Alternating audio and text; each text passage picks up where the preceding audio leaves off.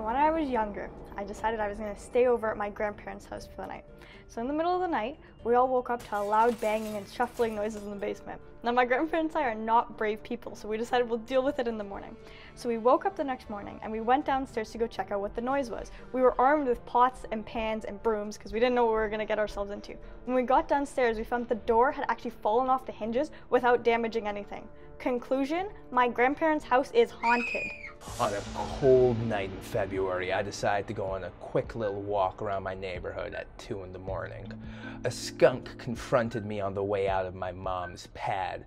It tried to scare me, but it didn't work. I told the skunk to go off into the bushes where skunks belonged. But later on the way back, a rustling comes out of a bush and the skunk jumps at me. Of course I jump back naturally, thinking, what's wrong with the skunk? And I hear a honk and turn, and I'd step into the street right in front of a bus hurtling towards me. I quickly stepped back as the bus continued past me, looked at the skunk, and it just gave me this death stare and slowly back into the bushes. So the scariest thing that's ever happened to me had to be a time I was walking with one of my friends at like 3 o'clock in the morning.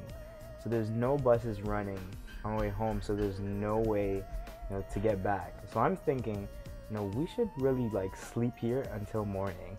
And she was just like, no, let's go.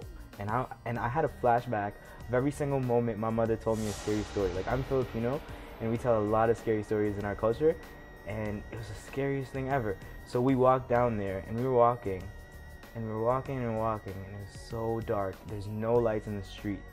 And something comes out of the bushes and I run for my life and I leave her because I was like, I'm not having this. I'm not gonna, save yourself. So I leave her, and then I turn around, and there was a little bunny. And she looked at me, and she's so upset with me. I was like, oh man, I'm sorry. But I was just so scared. And so we heard that there was this haunted ghost tour in a town near ours.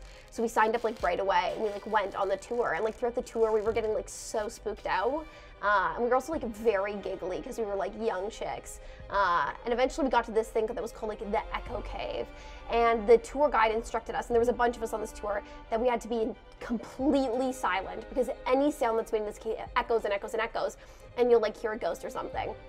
And so we lined up to get into this cave, and when everybody goes in this cave, and we're standing silently, and it's me and these eight of my really good friends and a couple other random people, and it's totally silent in this echo cave, and any little movement you can hear, and the man standing next to us farted, and it echoed for a long time, and then we started laughing, and then we were reprimanded by a ghost tour guide, which I didn't think would ever happen to me in my life.